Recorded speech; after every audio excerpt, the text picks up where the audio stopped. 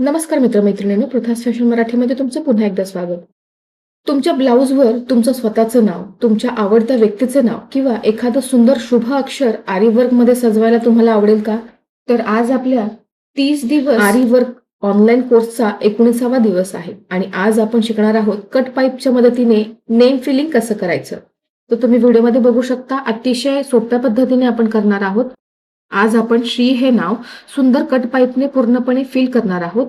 प्रत्येक जो cut pipe आहे तो प्रॉपर फिनिशिंगने आणि प्रॉपर अलाइनमेंटने लावला, ज्यामुळे प्रोफेशनल फिनिशिंग मिळते. म्हणून तुम्हालाही ब्लाउजवर सुंदर नेम फिलिंग करायला शिकायचं असेल तर हा व्हिडिओ शेवटपर्यंत नक्की पहा. चला तर मग आता सुरुवात करूया. आजचं सुंदर नेम फिलिंग आरी वर्क म्हणजेच श्री नाव आपण इथे घेतलेलं आहे.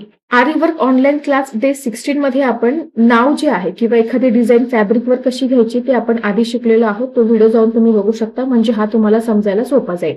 आता इथे मी फॅब्रिक जो कार्बन पेपर आहे तो फॅब्रिकवर ठेवलेला आहे, ज्या दिशेने ठेवायचा त्या दिशेने. आणि आता बघा, मी ऑलरेडी जे नाव आहे श्री ते इथे मी ड्रॉ करून घेतलेलं आहे, काढून घेतलेलं आहे. तुम्हाला जे हवं असेल ते तुम्ही काढून घेऊ शकता. आता या पद्धतीने आपल्याला पुन्हा त्या फॅब्रिक जो आपला कार्बन पेपर आहे त्याच्यावर ठेवून आणि त्याला ट्रेस करायचा आहे. अगदी सावकाशपणे ट्रेस करायचा आहे. आता याच पद्धतीचा आपला स्पेसिफिक व्हिडिओ झालेला आहे, त्यामुळे मी थोडा फास्ट दाखवत आहे. तर तुम्ही तो पाठीमागचा व्हिडिओ जाऊन बघू शकता. तर तुम्ही बघू शकता इथे श्री नाव पूर्णपणे आलेलं आहे. आता हे येल्लो कार्बन पेपर आहे, त्यामुळे बघा तुम्ही येल्लो कलरची जी श्री नावाचं जे अक्षर आहे ते तिथे पूर्णपणे आलेलं आहे. आता ह्याला जी आपली पेन्सिल आहे त्या पेन्सिलने पुन्हा एकदा आपल्याला जे नाव आहे ते पूर्णपणे काढून घ्यायचं आहे. आता इथे आपल्याला जरीचा थ्रेड घ्यायचा आहे आउटलाईनसाठी. आता ज्यांनी आतापर्यंतचे व्हिडिओ बघितलेले नाहीत त्यांनी ते व्हिडिओ बघायचे आहेत, म्हणजे समजायला सोपं जाईल. इथे आपल्याला 2 निडल लागणार आहेत, कट पाईप्स लागणार आहेत. 2 नंबरचे कट पाईप घेतलेले आहेत मी 2 mm चे, आणि 14 ते 24 नंबरची सुई घ्यायची आहे. तसेच मी इथे 13 ते 24 नंबरची घेतलेली आहे. 13 किंवा 14 नंबरची सुई आपल्याला जरी थ्रेडसाठी लागणार आहे. लक्षात घ्यायचं आहे, 24 नंबरची सुई जरी थ्रेडसाठी वापरायची नाही, त्याच्याने तुम्हाला प्रॉब्लेम येऊ शकतो. तर आता इथे मी 13 नंबरची सुई घेतलेली आहे. तुम्ही 14 नंबरची घेतली तरी हरकत नाही, कारण जे बिगिनर्स आहेत त्यांनी शक्यतो सुरुवातीला 14 नंबरचीच वापरायची आहे. तर संपूर्ण पार्टला आपल्याला जे जरी वर्क आहे ते करायचं आहे. तर बघा, मी जिथून सुरुवात केलेली आहे तर तो पॉइंट असा आहे की तिथून सुरुवात केल्यानंतर आपण एंडला त्याच पॉइंटला येऊन पोहोचणार आहोत. म्हणून सुरुवात करत असताना देखील मधून कुठूनही सुरुवात करायची नाहीये. असा पॉइंट घ्यायचा आहे की जिथून तुम्ही सुरुवात केल्यानंतर तुम्ही शेवटी पुन्हा तुमचा जो एंड आहे तो तिथेच येऊन थांबला पाहिजे. तर अशा पद्धतीने मी जशी सुरुवात केलेली आहे त्याच पद्धतीने तुम्हाला कुठल्याही अक्षराची सुरुवात करायची आहे. आता इथे 2 पॉइंट असे आहेत की ते थोडे वेगळे येतात, म्हणजे आता तुम्हाला कळेल, पुढे आपण बघणारच आहोत. तर हा पार्ट सुद्धा मी थोडा फास्टच दाखवते. याच्या मागचं कारण असं, कारण हे ऑलरेडी आपलं स्पेसिफिक प्रत्येक पार्ट झालेला आहे.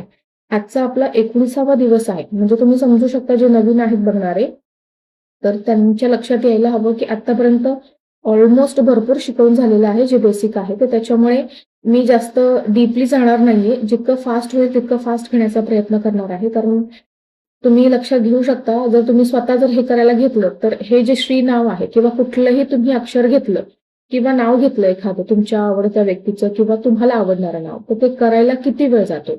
मला हार्डली हे करण्यासाठी 3 तास गेलेले आहेत. आता मी तुम्हाला संपूर्ण 3 तासाचा व्हिडिओ तर नाही दाखवू शकत, म्हणून मला प्रत्येक पार्ट जो आहे तो स्पीडने तसंच मध्ये काटछाट करून दाखवावा लागत आहे. तर एवढ्यासाठी थोडंसं तुम्हाला समजून घ्यायचं आहे, आणि जिथे तुम्हाला समजून सांगणं गरजेचं आहे तिथे मात्र मी तुम्हाला व्यवस्थित थोडंसं स्लो मोशनमध्ये दाखवलेलं आहे आणि समजूनही सांगितलेलं आहे. तर बाकीचा पार्ट जो आहे तो तुम्हाला फक्त बघायचा आहे आणि समजून घ्यायचा आहे, कारण एकच पार्ट आपण पूर्ण जो भाग आहे त्याच्यामध्ये असणार आहे. एकदा फक्त समजून घ्यायचं आहे. आता बघा, जी आउटलाईन आहे ती आपण देत आहोत. आउटलाईन देत असताना पुन्हा एकदा लक्षात घ्या की जे कोणे आहेत ते व्यवस्थित आले पाहिजे. जसं नाव आहे, आता इथे मी श्री नाव घेतलेलं आहे, तर जसं नाव आहे तसंच नाव आलं पाहिजे. आउटलाईन जी आहे ती आपली बिघडली नाही पाहिजे, कारण जसं नाव आहे तसं जर तुम्ही व्यवस्थित आउटलाईन दिली तर काम पूर्ण झाल्यानंतर, म्हणजे कट पाईप भरल्यानंतर ते दिसायला देखील खूपच सुंदर दिसतं. तर आता आपण इथपर्यंत आलेलो आहोत. पुन्हा बघा, आपण आता एंडला येत आहोत, म्हणजे जिथून आपण सुरुवात केली होती त्याच पॉइंटला आपण येऊन इथे थांबत आहोत. आता शेवटची आपल्याला जी एंड नॉट आहे ती घ्यायची आहे. आता इथे मी इनव्हिजिबल एंड नॉट घेत आहे. तुम्ही बघू शकता जिथून आपण सुरुवात केली तिथेच आलो आहोत. त्याचे 2 पॉइंट आहेत मधले ते आपण सेपरेटली करणार आहोत, कारण तिथे आपण ह्या अक्षरांची जी आउटलाईन आहे ती घेत असताना जाऊ शकत नाही, कारण त्याला गॅप आहे. म्हणजे ते सेपरेट आहेत यासाठी. आता इथे आपल्याला एंड नॉट घ्यायची आहे, तर मी इनव्हिजिबल एंड नॉट घेतलेली आहे. जर तुम्हाला याच्यावर स्पेसिफिक व्हिडिओ हवा असेल तर मला नक्की सांगा कमेंटमध्ये, मी तो बनवेल. आता ह्याच्यामध्ये अगदीच प्रत्येक पार्ट खूप स्लो मोशनमध्ये दाखवणं फार कठीण आहे, म्हणून मी थोडं फास्टच दाखवत आहे. आता जो बघा हा जो पार्ट आहे तो देखील इथे कम्प्लीट करायचा आहे आणि याला एंड नॉट द्यायची आहे. कारण तो सेपरेट पार्ट आहे, म्हणून जो सेपरेट पार्ट आहे त्याचं काम झाल्यानंतर एंड नॉट कंपल्सरी द्यायची आहे. आता यानंतर याला देखील आपल्याला जी आउटलाईन आहे ती द्यायची आहे. तर अशा पद्धतीने आपण जे नाव आहे, कुठलंही नाव आपण ज्यावेळेस एखाद्या ब्लाऊजवर डिझाईन करताना घेतो त्यावेळेस त्याला सुरुवातीला आउटलाईन द्यायची आहे. आता इथे आउटलाईन 2 प्रकारच्या असतात. एक बीडची देखील आउटलाईन तुम्ही देऊ शकता आणि एक जरीची सुद्धा. आता इथे मी 2 mm चे कट पाईप घेतलेले आहेत. तुम्ही थोडी मोठी साईजही घेऊ शकता. जसं नाव असेल त्याप्रमाणे आपल्याला ते घ्यायचं आहे. आणि इथे मी तंगूस थ्रेड घेतलेला आहे आणि आता मी 24 नंबरची जी निडल आहे ती घेतलेली आहे, कारण जे कट पाईप आहे ते 2 mm पेक्षा मध्येच आपल्याला एखादा गॅप भरण्यासाठी किंवा गॅप ह्याच्यामध्ये येतात त्यावेळेस आपल्याला थोडे छोटे देखील लागतील, तर त्यासाठी आपल्याला 24 नंबरची सुई वापरायची आहे. आता बघा इथे सगळ्यात महत्वाचा भाग आहे की कट पाईप भरत असताना जसे आपण सिक्वेन्स भरतो, पाठीमागे आपलं झालेलं आहे बऱ्याचशा व्हिडिओमध्ये, तर सिक्वेन्स भरत असताना आपण बघा जसे सिक्वेन्स टाकतो आणि पुन्हा आपल्याला पाठीमागे यायचं आहे, उलटा टाका घ्यायचा आहे, पाठीमागे यायचं. तर बघा इथे आपल्याला टाका जो आहे तो मी इथे 1 टाका घेतलेला आहे. टाका टाईट घ्यायचा आहे आपल्याला आणि बीड्स टाकल्यानंतर, कट पाईप्स टाकल्यानंतर पुन्हा आपल्याला पुढे टाका घेऊन आणखीन 1 टाका घ्यायचा आहे. म्हणजे काय की याची खात्री करायची आहे की टाका तुमचा पक्का बसलेला आहे. तो लूज नसला पाहिजे, टाईट असला पाहिजे, याची काळजी घ्यायची आहे. म्हणजे आपले जे कट पाईप्स आहेत ते व्यवस्थित टाईट बसतील. आता जिथे गॅप आहे त्या गॅपला आपल्याला छोट्या छोट्या जे कट पाईप्स आहेत ते सुद्धा तुम्हाला बरोबर ठेवायचे आहेत आणि त्याच्याने ते फिल करत जायचं आहे. म्हणजे काय की ते पूर्ण भरीव दिसलं पाहिजे, कुठेही गॅप दिसला नाही पाहिजे. तर खूप मोठा पाईप वापरायचा नाहीये, नाहीतर तो अक्षरांमध्ये व्यवस्थित बसणार नाही. आणि खूप छोटा पाईप वापरला तर तो अक्षरांमध्ये खूप जास्त फिलिंग करावी लागेल, म्हणून आपल्याला थोडा मीडियम साईजचा. आता बघा जसं की इथे मी 2 mm चा घेतलेला आहे आणि मला गरज लागली इथे, तर मी पुन्हा जे शुगर बीड्स टाईप असतात कट पाईप तसे देखील मी इथे माझ्या बरोबर ठेवलेले आहेत की जिथे गॅप असेल तिथे भरायचं आहे. आता शक्यतो आपल्याला इथे 2 किंवा एकच कट पाईप टाकायचा आहे. एका वेळेस 3-3, 4-4 टाकायचे नाहीयेत. आता इथे मी 2-2 घेतेय, कारण ते 2 तिथे बसल्यानंतर मी टाका घेते बाहेर, पुन्हा आउटलाईनच्या बाहेर. तुम्ही बघू शकता. त्यामुळे काय होते की ते टाईट बसतायत. तर तुम्ही 3 घेतले जिथे जास्त जागा आहे तर ते लूज होणार आणि वर येणार आणि फिनिशिंग अजिबात व्यवस्थित दिसणार नाही. तर इथे तुम्हाला शक्यतो 1 टाका घ्यायचा आहे. म्हणजे 1 कट पाईप टाकला की 1 टाका घ्या, पुन्हा दुसरा कट पाईप, किंवा एका वेळेस 2 घेतले तरी हरकत नाही, पण 3-4 असे घ्यायचे नाहीयेत. शक्यतो जर आपल्याला फिनिशिंग हवी असेल तर याच पद्धतीने करायचे आहे. आता तुम्ही बघू शकता व्हिडिओमध्ये मी टाका कसा घेत आहे.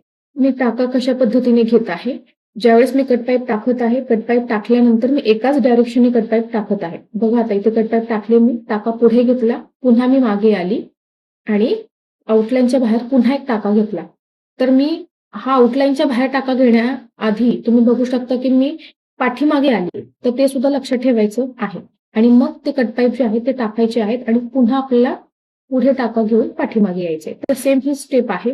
आता याच्यात सगळ्यात महत्वाचं काय आहे तर आपल्याला डायरेक्शन ठरवायची आहे, दिशा. तर एकाच दिशेला सुरुवातीला घ्यायची आहे. एका बाजूने सुरुवात केलं तर उलट्या दिशेने पुन्हा सुरुवात करायचं, या पद्धतीने आपल्याला करायचं नाही, नाहीतर पूर्ण जे वर्क आहे ते चुकून जाईल. आता कट पाईप कसे सिलेक्ट करायचे तर यावेळेस तुम्ही अक्षर काढता एखादं तर त्याची साईज कशी आहे किंवा कट पाईप आपण त्याच्यावर अंदाज लावू शकतो की आपल्याला किती मोठे लागतील ते. आता कट पाईप मार्केटमध्ये जिथे आरीवर्कचं साहित्य मिळतं किंवा ऑनलाईन सुद्धा, तर आपल्याला ते MM मध्ये छोटे मोठे असे मिळून जातात. तर त्यानुसार तुम्हाला ठरवायचं आहे आणि मग ते तिथे वापरायचे आहे. जास्त मोठे किंवा अगदी छोटे असे वापरायचे नाहीत. आता आपण कट पाईप लावायला सुरुवात केलेली आहे, तर इथे एक महत्वाची गोष्ट म्हणजे काय आहे की सगळ्या ठिकाणी पाईप जे आहे ते एकाच डायरेक्शन मध्ये लावायचं आहे. मी पुन्हा पुन्हा सांगतो, कारण हीच सगळ्यात मोठी की आहे की तुमचं जे नाव आहे ते फिलिंग केल्यानंतर व्यवस्थित येतं. दुसरं जे आहे की अक्षराच्या ज्या भागाची डायरेक्शन आपण ज्या बाजूला जातोय त्यानुसार पाईपची डायरेक्शन सुद्धा ठेवायची आहे. म्हणजे डिझाईन जी आहे ती खूप नॅचरल दिसते आणि नीट दिसते. पुन्हा विशेषतः कर्व्हज आणि जे वळण आहेत त्यावर आपल्याला पाईपची जी डायरेक्शन आहे ती बदलत जायची आहे. तर त्यानुसार ते सेट होत जातं. तसंच बघा की कर्व्ह शेप असल्यानंतर एखाद्या भागामध्ये आहे तिथे जो पाईप आहे कट पाईप, त्याप्रमाणे आपल्याला जी डायरेक्शन आहे ती ऍडजस्ट करायची आहे. तर या गोष्टींची काळजी घ्यायची आहे. आता याच्यामध्ये आणखीन एक महत्वाचा मुद्दा म्हणजे इथे अजिबात गॅप आला नाही पाहिजे. जर गॅप आला तर ते बघतानाच दिसून येतं की त्याच्यामध्ये गॅप आहे. म्हणून जे पाईप आहेत कट पाईप ते एकमेकांच्या अगदी जवळ लावायचे आहेत. तर खूप जास्तही जवळ लावायचे नाही. मग काय होतं की ते एकमेकांवर चढतात, ओव्हरलॅप होतात. नाहीतर मग फिलिंग जे आहे ते बल्की दिसायला लागतं. किंवा पाईप जे आहे ते एकमेकांच्या जास्त जवळ तुम्ही ठेवले तर ती जी नीट अलाइनमेंट आहे ते बसवण्याचा प्रयत्न करायचा आहे. कारण यावेळेस आपल्या हातातली कला आपल्याला तिथे दाखवायची असते की वर्क जे आहे तुम्ही एखादं अक्षर घ्या तर ते आपल्याकडून जितकं परफेक्ट आणि फिनिशिंगने बसेल त्याची काळजी घ्यायची आहे. आता बघा आरी वर्क म्हणजे आपण म्हणतो की आरी वर्क हे खूप महाग असतं. विकत घ्यायला गेलं तर त्याच्याशी संबंधित जे काही तुम्ही वस्तू विकत घ्याल, एखादं फॅब्रिक आरी वर्क असलेलं तर ते खूप महाग असतं. पण त्याच्या मागचं कारणही तेच असतं कारण आरी वर्क करत असताना तुमची मेहनत, तुम्हाला जे लागणारं साहित्य आहे आणि तुमच्या हातातली कला ह्या सगळ्या गोष्टी तुम्ही तिथे लावत असता. त्याच्यामुळे ते फक्त 1-2 तासात पूर्ण होणारं काम नसतं. काही काही काम जे असे असतात की त्याला दिवस लागतात. तर ज्या पद्धतीचं आरी वर्क फॅब्रिकवर केलेलं आहे त्याप्रमाणे त्याची प्राइस ठरत असते. आता इथे सांगण्याचा मुद्दा असा आहे की जे नवीन आहेत, जे बिगिनर्स आहेत त्यांनी अजिबात घाई करायची नाहीये. तर सुरुवातीला स्पीडपेक्षा तुम्हाला जो गॅप आहे तो तिथे भरला गेला पाहिजे. म्हणजे गॅप दिसला नाही पाहिजे याची काळजी घ्यायची आहे. तर सुरुवातीला बराच वेळ जातो याच्यासाठी. पण तयार झाल्यानंतर आणि ते घातल्यावरचा जो आनंद आहे तो वेगळाच असतो. आता इथे बघा हे कंप्लीट झालेलं आहे. आता इथे मी एंड नॉट देत आहे. तर तुम्ही बघू शकता मी सुरुवात जशी केलेली आहे तर मी एका पॉइंट पासून सुरुवात केली आणि एक भाग जो आहे तो कंप्लीट केलेला आहे. मी आधी मार्किंग केलं ते देखील तुम्ही बघितलं असेल. आता पुन्हा मी खालून चालू केलेलं आहे. पुन्हा मी मार्किंग करते बघा त्या दिशेने मी डायरेक्शनने माझे जे कट पाईप्स आहेत ते ठेवणार आहे. तर एकाच डायरेक्शनने आपल्याला ठेवायचे आहेत हे लक्षात ठेवायचं आहे. बऱ्याचदा गोंधळ होतो की बघताना आपल्याला समजतं पण करताना मात्र आपल्याला ते कठीण जातं. ते कसं करायचं आहे ते मात्र लक्षात ठेवायचं आहे. आता पुढचा जो पार्ट आहे मी थोडा स्पीडने घेत आहे कारण आतापर्यंत मी तुम्हाला स्लो मोशन मध्ये दाखवण्याचा प्रयत्न केला आहे म्हणजे तुम्हाला दिसेल या पद्धतीने. कारण मी तुम्हाला सांगितलं की मला ऑलमोस्ट याला बराच वेळ गेलेला आहे तर तेवढे तास मी तुम्हाला नाही दाखवू शकत. तर अशा पद्धतीने आपल्याला जे कट पाईप्स आहेत ते एका डायरेक्शन ठरवून आणि मग टाकत जायचे आहेत. तर बघा अशा पद्धतीने आपल्याला तुम्हाला तुमच्या आवडीचं जे अक्षर असेल म्हणजे बघा ब्लाऊजवर याचा वापर केला जातो. तर फक्त ब्लाऊजवरच नाही म्हणजे ब्लाऊजची बॅक डिझाईन असेल, फ्रंट डिझाईन असेल, त्यानंतर ड्रेस असेल, गाऊन असेल, बॅग्स आणि पोटली बॅग्स असतात त्याच्यावर सुद्धा याचं वर्क केलेलं असतं. आता दुपट्टा, ओढणीवर जे कुशन कव्हर्स असतात, डेकोरेटिव्ह फॅब्रिक असतात, कस्टमाइज गिफ्टवर सुद्धा आपण हे जे वर्क आहे ते करून देऊ शकतो. त्याला जास्त मागणी असते. तर बेबी क्लोथ्स किंवा बेबी एक्सेसरीजवर सुद्धा हे जे वर्क आहे ते केलेलं असतं. आता वेडिंग आणि ब्रायडल आउटफिट्सवर जे कपल इनिशियल्स असतात नावांसाठी म्हणजे एखाद्या नवऱ्याचं नाव असेल एखाद्या ब्रायडलच्या ब्लाउजवर तर त्यावेळेस तुम्हाला ते टाकावं लागतं. तर अशा वेळेस आपल्याला कट पाईपने जर ते फिल केलं तर त्याचा जो लुक आहे तो एकदम रिच येतो. तर यासाठी आपल्याला काय करायचं आहे की ते फिनिशिंग जे आहे ते प्रॉपर येण्यासाठी आपल्याला अगोदरच आपला हात बसलेला पाहिजे. आता इथे सुद्धा बघा कंप्लीट झालेला आहे हा पार्ट आणि मी इथे एंड नॉट देऊन इथे हा भाग संपवला आहे. लक्षात घ्या मध्ये मध्ये एंड नॉट द्यायचे आहेत. चुकून जर एखादा धागा ओढला गेला तर आपलं पूर्ण काम जे आहे ते निघून जाईल. त्यामुळे मध्ये मध्ये जरी गरज नसेल तर एका ठिकाणी एंड नॉट द्यायची आहे. म्हणजे काय होतं धागा खेचला गेला तरी सुद्धा जे काम आहे वर्क आहे ते तसंच राहतं. असं बऱ्याचदा होतं म्हणून मी इथे सांगत आहे. आता बघा या पॉइंट पासून मी पुन्हा सुरुवात केलेली आहे. तुम्ही वरूनही सुरुवात करू शकता जसं आपण मगाशी केलं. पण आता मी खालून करते म्हणजे आपण त्या पॉइंटला सुरुवात केल्यानंतर पुन्हा त्याच्या बाजूचा जो भाग आहे तिथे येऊन संपवणार आहोत. तर अशा पद्धतीने आपल्याला आरी वर्क मध्ये जे नाव आपण फील करतो एखादं अक्षर तर ते फील करत असताना काही गोष्टींची काळजी घ्यायची आहे. काही टिप्स जे आहेत ते लक्षात ठेवायचे आहेत. तुम्ही बघू शकता ते मी थोडंसं फास्ट मध्ये दाखवते कारण संपूर्ण जर पाठ दाखवायला गेलं तर ते बराच वेळ जाईल. तर यासाठी आणि आणखीन एक महत्वाची गोष्ट हा जो थ्रेड आहे हा थ्रेड वापरत असताना तो दिसायला डोळ्याला ट्रान्सपरंट आहे. त्याच्यामुळे काय होतं की कधी कधी आपल्याला धागा दिसत नाही किंवा तो खूप पटकन सटकतो. त्याच्यामुळे काय होतं की तुम्ही एक लाईन टाकलेली असते आणि बिट्स सगळे बाहेर येतात. तर असं बऱ्याचदा होऊ शकतो. तिथे इरिटेशन करून घ्यायचं नाहीये.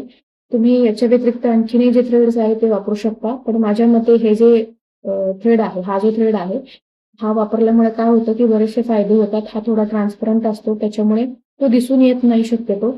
आणि वापरत असताना सुद्धा एकदा की तुमचा हात बसला की येणाऱ्या ज्या अडचणी आहेत त्या सुद्धा कमी होतात. तर पक्का धागा आहे हा, तुटण्याची शक्यता कमीच असते. म्हणजे हाताने तुम्ही शक्यतो तोडू शकत नाही. तुम्हाला कटर किंवा कैचीचाच वापर करावा लागेल यासाठी. तर अशा पद्धतीने बघा, मी ती जी लाईन आहे ती पूर्ण घेतली आता इथे. आता त्याच्यानंतर मी वरचा भाग जो आहे तो कव्हर करणार आहे. आता तिथे खाली गॅप आहे. आता थोडा फास्ट असल्यामुळे तुम्हाला दिसलं नाही, पण तिथे खाली गॅप आहे त्या लाईनच्या. तर ते सुद्धा आपल्याला जे छोटे बीट्स आहेत, म्हणजे छोटे कट पाईप्स आहेत, त्याच्याने कव्हर करायचे आहेत. फक्त डायरेक्शन जी आहे ती एकसारखीच एका दिशेला ठेवायची आहे.